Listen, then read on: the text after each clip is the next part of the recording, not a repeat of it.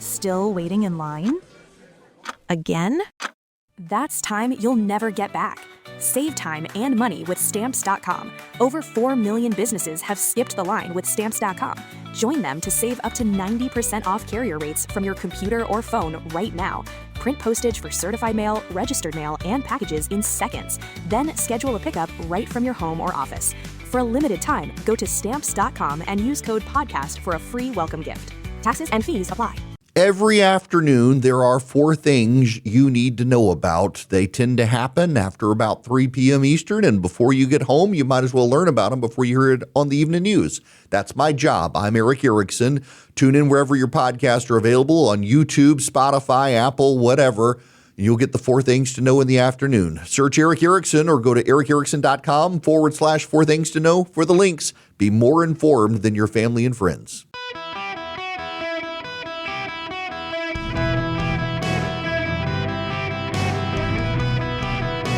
Welcome to the Erick Erickson Show podcast, Hour 3. My fellow Americans, welcome. It is Erick Erickson here across the United States, from Alaska to Miami. It is the start of our 7th year doing this. You know, for a while there, I was doing 6 straight hours. It's nice to only have 3. My brain can focus. I gotta talk about an unpleasant topic. But I got to talk about it because it's the news. Doom is coming. This is not an ad for the Avengers Doomsday movie. Doom is coming. We can almost pinpoint on the calendar when Doom is going to arrive. It will be around 2032. And it's going to be bad. I want to read for you a portion of the editorial from the Washington Post. And one thing you need to know about the Washington Post editorial is that Jeff Bezos has brought in a bunch of free market people to boost the editorial pages. Why progressives have gotten so mad at the Washington Post. Their product is garbage, let's be honest. A lot of the Washington Post is garbage. But on the editorial page, they brought in some free market people, some of whom were friends of mine. And I gotta read you part of this because they're not wrong. You may not like them, but they're not wrong. Occasionally, I get angry emails from listeners saying, because you quoted this person I hate, you are wrong. Now, we have this saying, a stopped clock is right twice a day. Sometimes people you disagree with can be right. The budget of the federal government is the largest of any organization in human history. It's larger than the entire economy of every foreign country except China. It mostly grows automatically without regular input from elected officials. In the past, huge surges in the national debt were largely caused by wars or recessions. They were temporary. When the war concluded or economic growth resumed, debt as a share of the economy would fall. That's not how it works anymore. The debt increases due to demographic trends as the bulk of spending goes to programs that serve an aging population. The budget deficit as a share of the economy in 2025 during a peacetime expansion was larger than any year of the 1930s, the decade of the Great Depression. Around 2030, the United States is projected to surpass 3 milestones that illustrate the lack of precedent for the government's fiscal predicament. According to the Congressional Budget Office, 2030 is the year when federal debt held by the public as a share of the economy will exceed the record set by World War II. Unlike in the 1940s, this debt shows no signs of ever declining. In 1945, 84% of federal outlays were on defense, a tsunami of spending that would ebb once World War II concluded. In 2025, 73% of federal outlays were on mandatory spending or interest payments, which are legally obligated. The year 2030 is also roughly when the ratio of seniors to the total population will reach 1 in 5. As recently as 2008, the ratio was around 1 in 8. Seniors' rising share of the population mechanically raises Social Security and Medicare costs and pushes them onto a proportionally smaller working population. In 1952, there were 6 people between 25 and 64 for every 1 person 65 and older. That meant there were 6 people whose wages would be taxed to pay for benefits for every 1 senior. In 2011, there were 4. Today, there are 2.7. The United States always used to be able to count on a naturally rising population as an engine of economic growth, but that will no longer be the case. The only source of population growth after 2030 will be immigration. That's because in 2030, the year will be when the CEO projects deaths begin to exceed births. The entitlement programs making up much of the budget were designed under 20th century economic and demographic expectations that no longer hold true. Social Security used to take in more money than it gave out, but that money was spent on other things. The program has run annual deficits since 2010.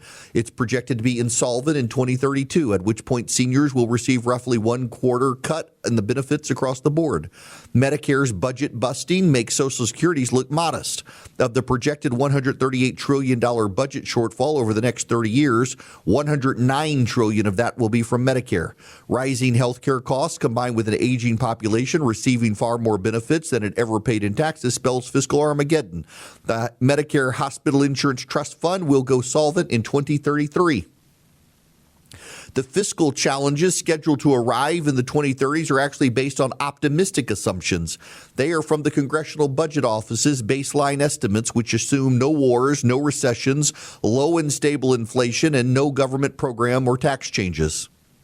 Imagine how much worse the debt will look if there is a recession. If, heaven forbid, the U.S. needs to boost defense spending for a protracted war, it doesn't have room to grow.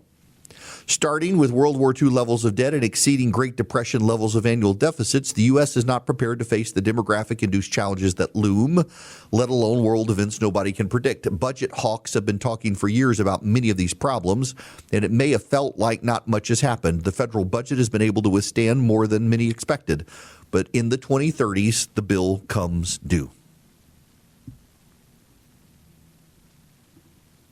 That should be sobering. But I think most people, they kind of gloss over it. They say doom has been predicted for a while. And the problem is doom has been predicted for a while, but it's been predicted based on we're eventually going to reach this point. Now we know definitively from the Congressional Budget Office when we should reach this point. And as I always say, events change things. If there is a recession, if there is a war, we push it off further. If there's suddenly a baby boom, if there is a recession, there is a war, it draws closer. If we have a baby boom, it pushes it further. If Taylor Swift and Travis Kelce start pumping out babies quick, they may be the salvation of this country. And I say that somewhat lightly, but you and I also know that there are enough people in this country who are celebrity obsessed that if it becomes culturally chic to have kids because Taylor Swift and Travis Kelce are deciding to make a big family, you're going to see a shift in this country towards big families. That, or you're going to see a bunch of angry progressives character assassinate Taylor Swift for daring to try to have her cake and eat it too. We can't do what you do. You're a billionaire. You notice how the cultural billionaires, they always get a pass from the left. They attack Jeff Bezos, who designed it so you can get pretty much anything on the planet delivered to your house in a day. They attack Elon Musk, who can get rocket ships to space and deliver them safely back to Earth and give you high-speed internet on a boat in the middle of nowhere in the ocean. They don't attack Taylor Swift. They don't attack the cultural billionaires. But if the cultural billionaire decides to change the culture, and the culture right now is secular and progressive and single. If Taylor Swift and Travis Kelce find Jesus, go to church, and announce they're having 8 kids, the left will vilify them for the rest of their lives. It's the peer pressure of the left. Because the left doesn't want population, because the left wants to save the planet, and you can't save the planet with people on it.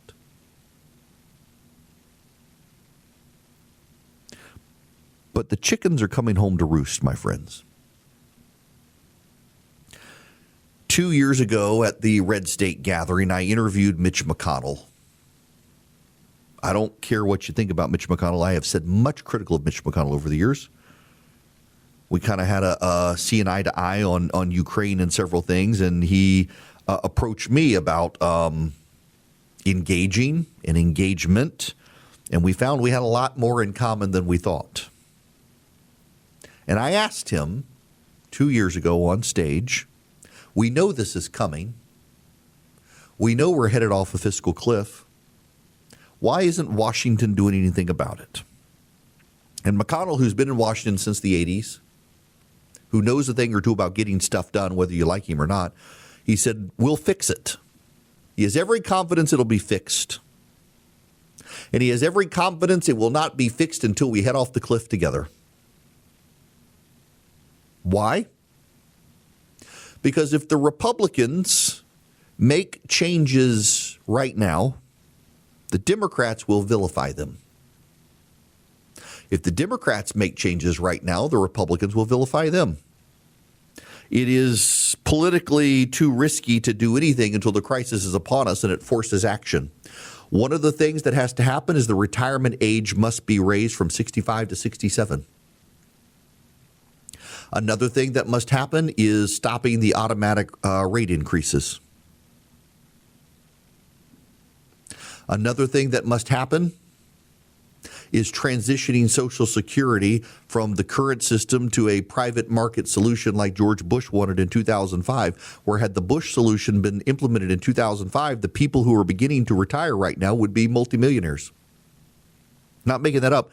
If you just invested in the markets when Bush was president, you transitioned over time from stocks to bonds. If you were retiring right now, George Bush, for his plan from 2005, you would have several $1 million to live off of. But at the time, the Democrats vilified it and Republicans didn't want to take the risk, so they didn't do it when they should have done it. McConnell is right that both sides know something has to happen. There is, by the way, a bipartisan plan floating in the United States Senate right now, and the plan is to make hard choices after the November election when the voters can't hold anyone accountable. And the argument is that there are so many members of Congress who are leaving Congress that once the election is over, they will be willing to vote for hard things because they're no longer accountable to voters and don't have to worry about other members of Congress being accountable to voters for 2 years. I don't actually think that's going to happen, because there will be people who come back for 2 years, and I don't know that the president will do anything other than veto it, because the president has said Social Security and Medicare, Medicaid, they can't be touched. You have to touch them to fix the problem. Something bad is coming economically. And by the way, we risk stagflation, and we risk becoming like Japan, which economically receded. We have the strongest economy in the world right now. Our economy is head and shoulders above even China. Right now, wages have fallen behind inflation again, and people feel like they're falling behind. It's not good. It's not sustainable. But inflation keeps coming down. That's one of the good news of the economy today, is that inflation continues to go down. It's actually a very big deal. July inflation readings buy the Fed more time to defend its forecast. This is for the Wall Street Journal. July's inflation report was close enough to expectations to ease pressure on the Federal Reserve raising interest rates next month without resolving much about the outlook beyond that. Monthly inflation readings have taken on greater importance this summer. Officials are deciding whether they can defend a forecast that has inflation coming down without higher rates, or whether they need to raise the rates. Data for June and July haven't suggested the type of broadening in price pressures that would force officials to abandon it. The case for tighter policy also received less help from last week's employment report, which showed no signs of reaccelerating demand for labor. The Consumer Price Index, excluding food and energy prices, rose 0.2% on the month, in line with expectations. Core prices were up 2.5% from a year earlier. The Fed tries to target 2%. It has come down. Officials will receive one more month of inflation data ahead of their September meeting. The Fed targets a separate inflation gauge due later this month that Wednesday's report feeds into and has been running hotter than the Consumer Price Index. Core prices in that measure rose 3.3% in June. Wall Street was especially tuned to this report because federal officials have grown sensitive to data suggesting the economy isn't behaving as they expected. The Fed held rates steady last month, but at least 6 of the 12 voting members have signaled in recent weeks they could support a rate increase depending on the inflation data. If the economy recovers, if the economy goes gangbusters, we buy ourselves time. If people have babies, we buy ourselves time. But it's a conversation we got to have right now because the politicians in America will do nothing until the crisis is upon us. But you should not be shocked. My job's to give you the news whether you like it or not. And the news is not good right now. We don't have a tax revenue problem in Washington, D.C. We have a spending problem in Washington, D.C. And both parties are complicit in spending too much money when we need to start cutting back and thinking about what we can do on Social Security and Medicare and Medicaid to fix the problem. Running a business, if you're a small businessman, it means you've always got to be reachable until you're not. The moment you miss a call, the text, the follow-up, a competitor could pick up on it. That's why I want to bring you up to speed on Quo, Q-U-O, the business phone system. It's built so you never miss an opportunity. Quo is the business phone system. You're never going to miss a call. You're never going to miss a text message. And, as a guy who runs a small business, I know how available you got to be.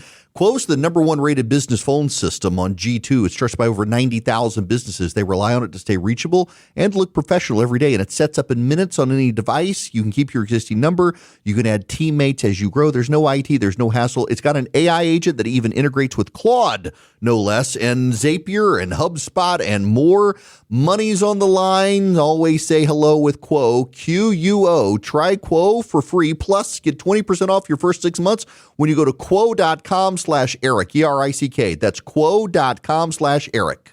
Hello, America. Welcome. It is Erick Erickson here. The phone number 877-973-7425 in Connecticut. Those of you up there listening on WTIC and WICC, John Larson is out.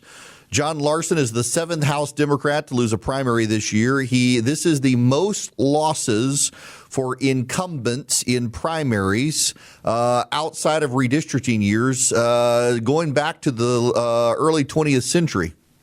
John Larson has been beaten by former Hartford Mayor Luke Bronin. Luke Bronin was considered the moderate in the race, so a progressive has lost in Connecticut. Bronin's 47. Larson is 78. This is why Larson lost. This happened live on the House floor a while back. Don't worry. No one on the Republican side in the House and Senate who control both the House and Senate is going to speak up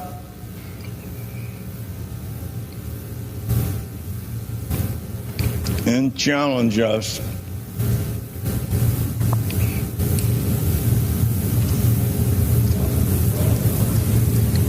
He's still standing there, licking his lips now. But we need to protect Americans' privacy and their social security. Licking his lips again. For 40% of... And it goes on for another 50 seconds until a staffer pulls him off the floor. That became a viral video of him freezing on the House floor in the middle of a passionate speech and then slowing down and his words turn gravelly. He's now been defeated by someone, a 47-year-old, ousting the 78-year-old. Well, it's about time the guy retired anyway. Now, I need to tell you about American Financing. American Financing will help you. If you are in debt up to your eyeballs with credit card debt, you should talk to them because Well, rates may be going up in September, maybe, possibly. Given the economic news, we're not so sure, but why take the chance? Right now, rates are in the low fives, and you can save an average of $800 a month, according to their customer data, if you call American Financing about, using your home equity to pay off your credit cards. You might even be able to put off mortgages, like 2 mortgage payments. Call American Financing today. See if they can help you deal with your credit card debt using your home equity. 866-886-9262. That's 866-886-9262. AmericanFinancing.net/Erick, or one more time, 866-886-9262. NMLS number 182334. NMLSConsumerAccess.org. APR for rates in the 5 start at 6.327% for well-qualified borrowers. Call 866-886-9262 for details about credit costs and terms. Visit AmericanFinancing.net/Erick. Average savings based on borrowers who save over $199. Hello, my friends. It is Erick Erickson here, and I want to go to the phones. Let me start with David calling from Jacksonville, Florida. Welcome, sir. How are you? I'm doing okay. When did you say the Social Security Trust is supposed to run out? In 2032 or something like that? Yep, 2032. Let me give you a couple numbers, and I try not to bore you. The Social Security Investment Trust, by law, 'cause I researched this, earns about 2.6%. The way the money's invested. The U.S. Treasury obligations earn about 4.3%. A 60/40 traditional, stocks to bonds portfolio earns 8 to 9%, and adjusted for inflation, that'll give you 5.9%. My solution is just real simple. Put whatever the investment trust would gain going out, forecast it and update it and all that stuff they know how to do, and say, we will never earn less than that, and the government's good for it, okay? Because they are now. And then what you do is you switch to some kind of, an investment obligation or objective that has something to do with like a 60/40. And the way you manage it is you have a committee or something of people from the industry that don't really have an interest in it, but they just they help set what the portfolio would be like or something like that. David, and that would be one way of. There's a fundamental problem with what you are suggesting. It's common sense, and that's not going to fly in Washington D.C. I'm afraid. I mean, my favorite organization is going to say. They call it privatizing Social Security, and it's really not. It's called, let's make this more. Let's make it last, right. And you're not going to be any worse off than if you guarantee the return that you would have received anyway. You can forecast that out or make it a coefficient of something. I mean, there's a way of doing that, right? And the purpose is to, as you know, is to push that deficit down the road more or even eliminate it. And that's before you do any kind of change. You boost the retirement age. Let me let you go there because the numbers going to overwhelm the audience. But what you're saying is common sense, and it's not really privatizing. But the left doesn't want us to make companies richer by letting people privately invest in stocks and switching to bonds over time.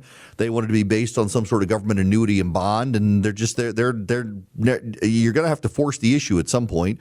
And again, Bush tried to do this in 2005, and it was rejected by Republicans in Congress because they didn't want to take the heat from the voters. And essentially what it was is Bush said at the time, if you're over 40, you don't have to worry about anything. If you're under 40, we're going to transition you to this new system. And the Congress was like, nope. And had he done it, man, people would be a whole lot better off now. You will be better off now if you get a Rinnai tankless water heater because you'll never run out of hot water again. If you go to talkingtankless.com today, you can order a Rinnai tankless water heater and never, ever run out of hot water again. It's brilliant. We've got ours set on one of the little UPS backups I bought at Walmart where it plugs in. So it plugs in and runs. It has some power with it so that when your hot water faucet turns on, it triggers the flow of the water, triggers the system, which fires up a spark that heats the flame. Maybe I'm doing this wrong, but it works. And when our power goes out, because we got it plugged into the UPS backup, we don't run out of hot water. It still works. We don't have a whole home generator. We probably should. I'm looking at one of those Cumming systems because they got a plant north of me. But right now, I got a tankless water heater. It's on a UPS backup that I bought for like $50 at Walmart, and we have hot water even when the power goes out. And if the tank's not going to run out, the tank is not going to run out, and because it's not a tank, it's tankless. So when the water flows, the water heats up, and we have it, and you can too. If you have a tank of a water heater, you're paying to keep that thing heated all the time. And when your kid takes a very long shower, you have to let it refill with hot water before you can take a hot shower. Not with the Rinnai tankless water heater. It just works. TalkingTankless.com. You can go get one there. They're reasonably priced. Then you can get a certified professional to install it. TalkingTankless.com by Rinnai. Have hot water forever. Now, John, want to go to your call. Welcome. How are you? Hey, Eric, just at Buford, picking up my kid at the high school here. Excellent. Yeah. Politics in the U.S. is too contentious for anything to be done preemptively. Whatever the situation is, it has to go full Thelma and Louise off the cliff before anything is done with it. That's why President Bush had such high approval ratings after 9/11, going in and doing anything. And that's why Trump does not have very good approval ratings with what he's doing in Iran right now, which is a far more dangerous situation. But nothing has happened to put it right into the face of the American people, and that includes for Social Security. It's still getting paid by some nameless, faceless entity as far as the American people are concerned, and it won't be a thing, and nothing will be a thing. Pearl Harbor was another example of that until something really is in the face of the people and something awful, awful happens. That's sad, but that's just the American politics. I mean, to a degree, yeah, you're right. But, also, I am a longtime defender of the idea that in our system of government, one of the geniuses of the founders was making Congress reactive and not proactive. Now, bad things can happen, unfortunately, but I honestly don't want proactive Washington, D.C. We can be proactive on Social Security because we see the disaster coming. And so it's already beginning to happen. So, yes, but I really don't want a bunch of technocrats and bureaucrats in Washington, D.C.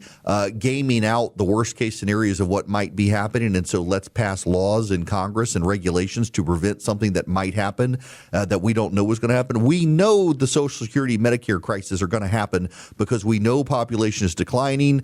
We know the national debt is going up. We know it's going up in large part because of those things. And we have a date certain where we know the Rubicon is going to be crossed on this.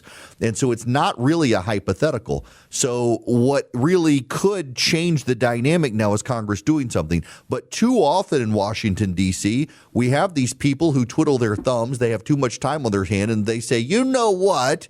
If a butterfly flaps its wings over the 33rd latitude somewhere in the Pacific Ocean on the 90th longitude, and that wind then causes a bumblebee to nosedive into the ground and kick up some dirt, we could have this catastrophe in 100 years from now. So let's legislate to ban butterflies from flapping wings on this longitude and latitude of the Pacific. Why do we want that? We should not have that. We should not have proactive government. We should have reactive government.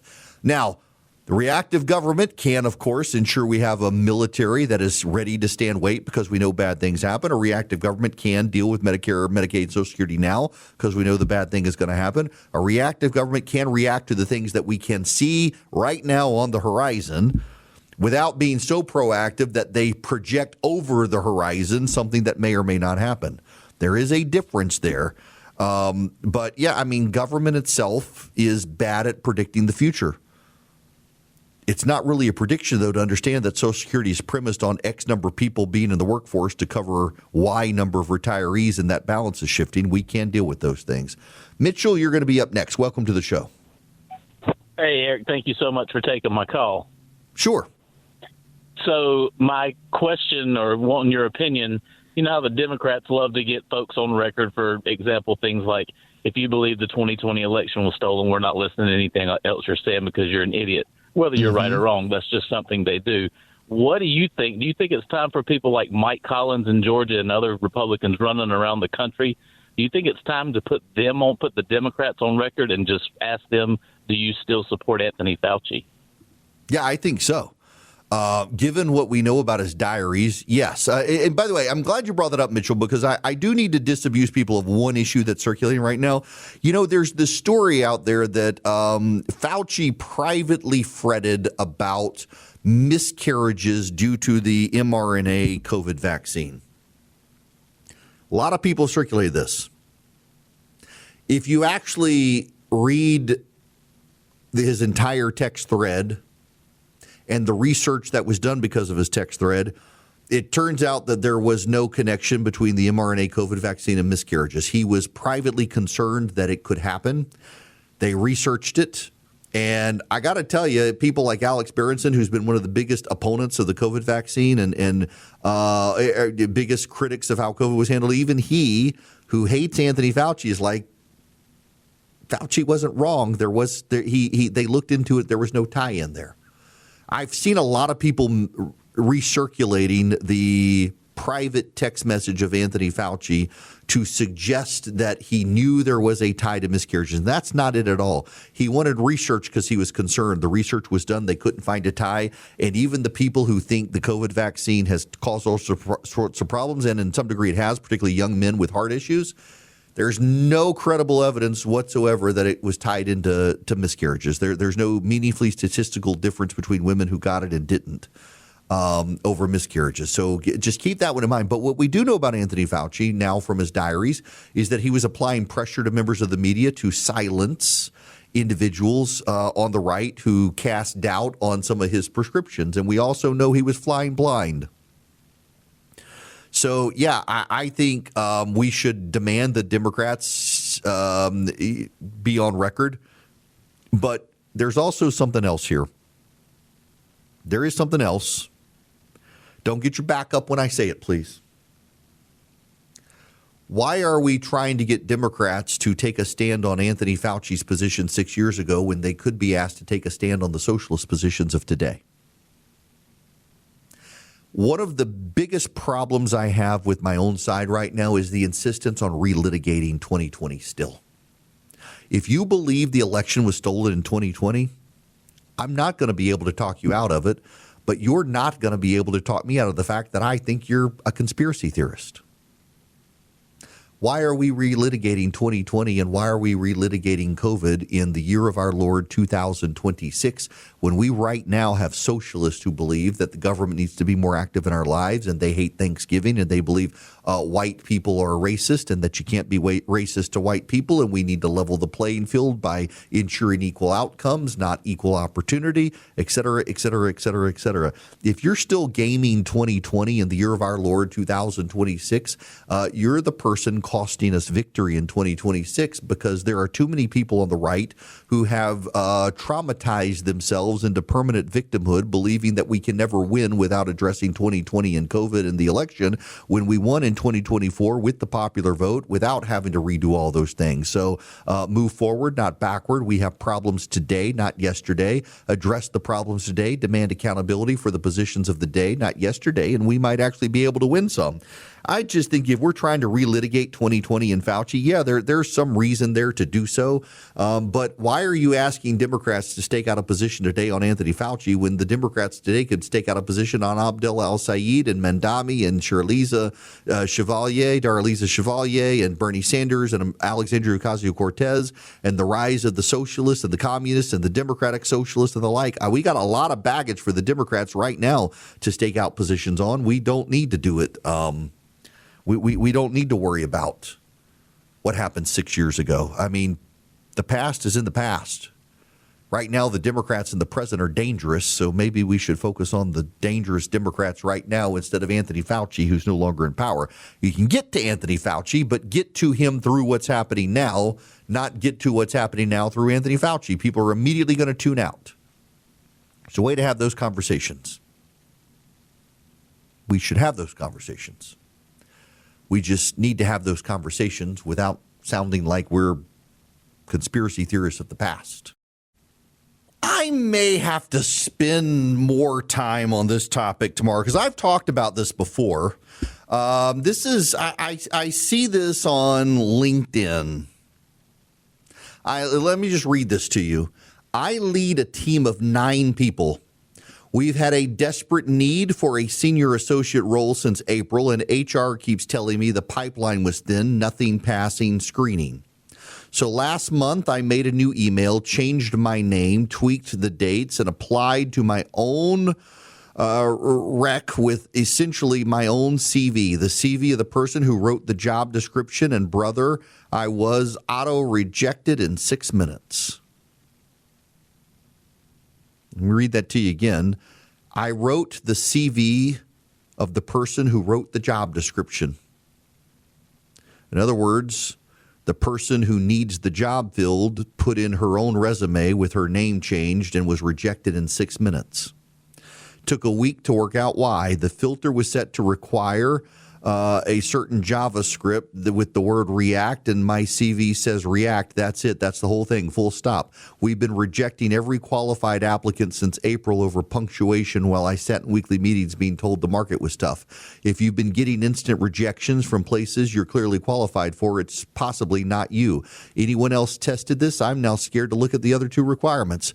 I have heard this story time and time and time and time and time and time and time again. Companies are using AI word filtering on their job applications, and people are getting rejected by the AI agent they never get before a human being. And the human beings at the office are thinking, we don't have enough qualified people applying. Yeah, you do, but it's the AI rejecting them. I'm actually, this is one of those areas where I'm starting to believe that companies would be real smart to ban AI from being their initial screener. This person who put this up says it's kind of chic to be employed right now for the social media detox heroes. Apparently being chic is the newest Instagram trend. But jokes aside, all I hear is it's brutal out there in every industry.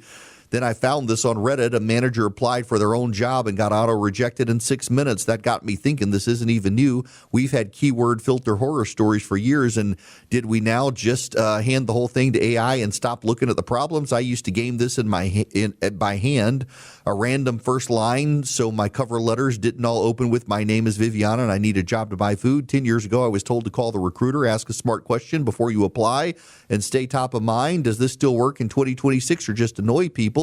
I know as a proper millennial, I hate talking on the phone. I'm very much not job hunting, but a lot of people I love are job hunting, and they keep getting rejected quick. I'm beginning to believe this is the whole thing. Is there a way to help people get through the AI job filters, or should we just turn the AI job filters off at companies? Because a lot of companies are using the same product from the same HR shell that in interfaces with their HR network, Salesforce and the like, and people are getting auto-rejected, and the companies are thinking nobody qualified is applying for the jobs, when meanwhile, you got people qualified for the jobs who are applying, and we know they're qualified because they're the people who are in charge of the division of the company looking for the people. They put in their own resume, and they're getting auto-rejected for the job they're trying to fill. I hear this story again and again and again and again these days, that people are getting auto-rejected for jobs very quickly in the industry, in every industry, not just one industry, not just radio, not just TV, but in tech, in you name the company, you name the industry, people are getting rejected because the AI word filters are blocking them out immediately. You shouldn't have to game the resume writing system when you're trying to actually show you're qualified. This is becoming a problem. And all you AI proponents, and I consider myself an AI proponent, you're generating the backlash yourselves. Maybe we need Vision Computer to get involved with something like this and see if they can figure out. They use actual real human beings. If you call Vision Computers, you're going to get a human on the phone, not an AI chatbot. That's one of the things that sets them apart in an increasing industry that promises you managed IT services. A lot of these companies are outsourcing to IT chatbots. Vision Computer still relies old school on human beings, and that's why they answer the phone in 15 seconds or less with a real human who answers your questions and navigates your problems. You can call them at 404-COMPUTE or go to visioncomputers.com and start a relationship. They can build you your computer, so it's not one size fits all. It's your computer, and the managed IT comes with it. Or you can just get the managed IT, so I think it's $199 a year. And your company can use Vision. Your employees have a real human they can talk to when they have a computer problem, not an AI chatbot. 404-COMPUTE or visioncomputers.com. Call Vision today. Begin a relationship with Vision Computers. 404-COMPUTE.